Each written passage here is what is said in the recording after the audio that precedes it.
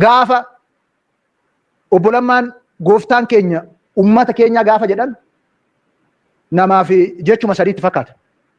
It's a paradigm shift ODP keessatti. Qabsoo gaggeeffame imaanaa fudhate karoora qabate sana gara kuteenyaan naamusa cimaadhaan raawwate.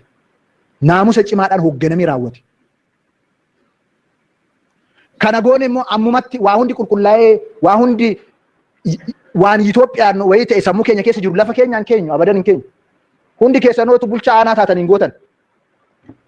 Maaliif siyaasni akkuma Aristootil jedhu akka bishaan daakkitti laga daarii dhaabbatanii maanuwaalii dubbisuudhaan nama siyaasaa ta'u siyaasa eksersaayis gochuun hin danda'amu. Bishaan daarii dhaabbattee garaa kee akkana gootaa luka kee akkana gootaa lagicha amma nagaa jettee leekcharii kennuudhaan namicha nama bishaan daaku gochuu hin dandeessu.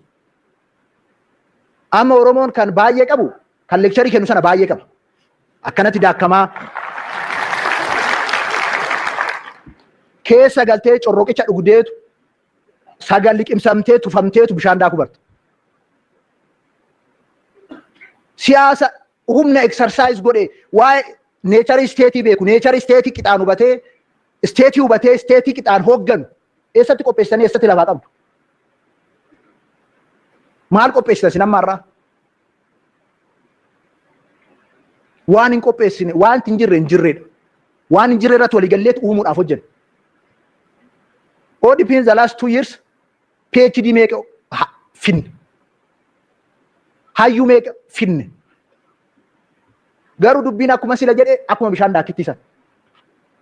Akkana godhii asiin bahii harka kee akkana godhiin sun it is very simple. Gochuun sun garuu baay'ee ulfaata. Kan hayyoonni keenya kana qixaan hubatamee qixaa kanaan rispoond godhamuu tura jiraata. Qixa kanaan deeggaramuu qabna. Jijjiirama barbaaddu itti galaa hojjedhaatu jijjiira. Nuti immoo idaawaa isinitti kennine jettanii yaaddu taanaan warra ODP kana jettanii yaaddu taanaan dogoggortanii jirtu. Ofiif salphattu. Oromootu salphata. Waan walirratti dhiisnee qaama wayitiif dhiisnee deemnu hin qabdan. Sana gochuufis mirga hin qabdan.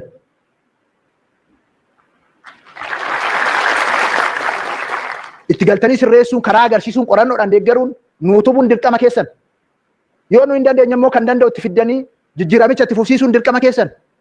ODP'n dhaabbatee nafne of diigee dhaloota haaraatti kenneera. Toles bades of diigee dhaloota haaraatti kennee jira. Kana booljidii isinitti himna.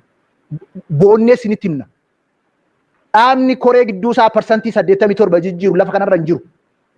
Fedhiin biraa jira, ODP biraa, kaayyoon biraa jira, mul'anni biraa jira, mul'ata biraa tokko iyyuu hin qabnu. Kaayyoo biraa tokko iyyuu hin qabnu. Oromoo tokko godhuudhaaf qabsoofnee Oromoo hundi sinis hundi keessan irratti hirmaattanii Oromoon amma tokko milkaa'ee jira.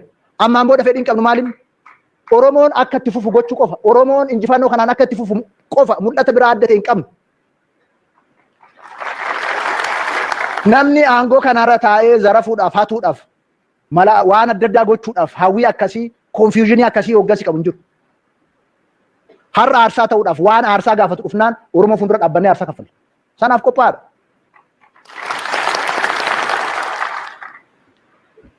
Isa kanaaf waggaa tokko keessatti maal hojjenna? Jaalleewwan dubbiin kun dubbii Oromoo waan ta'eef malee yoona sila sirbi meeqa bahe? Kitaabni meeqa barreeffame utuu warra kaan ta'e. Wanti jijjiiramni biyya kana keessatti gaggeeffame waa hundaan at any standard jijjiirama ajaa'ibsiisatu gaggeeffamaa jira. Jijjiiramni waggaa tokko keessatti achiif goone akka Oromootti waan mataa keenya ol qabudha. Jijjiirama guddaatu dhufe.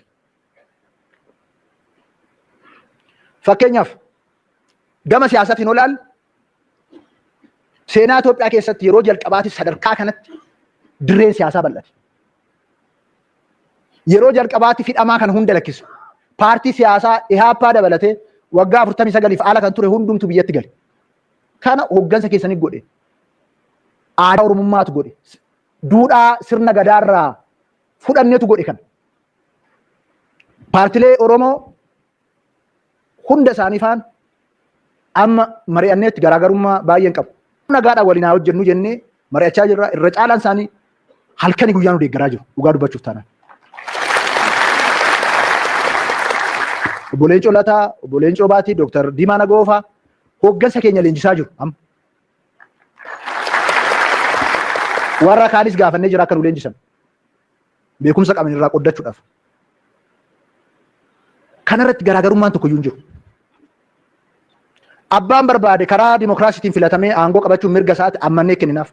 Kanaa achitti Oromiyaa keessa akka barbaadeen ta'a hidhadheen akka barbaadetti uummata gaagaa qaama jedhoo jiraate garuu xaragneeti likkiitti galchinu.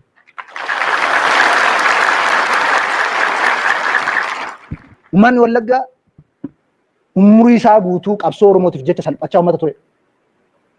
Ilmoo kumaa kitima uummatatti dhabe. Uummanni kun bakka iddoo biraatti boqonnaan beetti salphinni kun isaaf hin malu. Olaantummaa seeraa gama kanaan jiru obsineera. Oromoo diiga jennee hamma dhumaatti obsine. Obsa sana fixnee jira. Ammaan booda obsa tokko iyyuu hin qabu. Karaan jiru karaa tokko qofa. Karaa nagaatiin tokko taanee wal hubannee qabsaa'u. Oromoo tokko goonee fuunee ceesisuu. Akka mootummaa naannoo Oromiyaatti olaantummaa seeraa kabachiisuudhaaf dirqama qabnaa hin kabachiisu. Namni aangoo barbaadu yoo jiraate shimallis ajjeesee aangoo fudhachuu danda'a. Malee uummata qonnaan bulaa uumaan beekne umurii isaa guutuu gadadoo keessa jiraachaa bahe salphachaa bahe ofii salphatee Oromummaa nutti dabarsee kabaja nutti ture. Ofii du'aa Oromoo deebisee uummata dhaabee deebisee namni ajjeesu namni nyaatu qabsaas miti Oromoos miti maqaa tokko iyyuu hin qabu.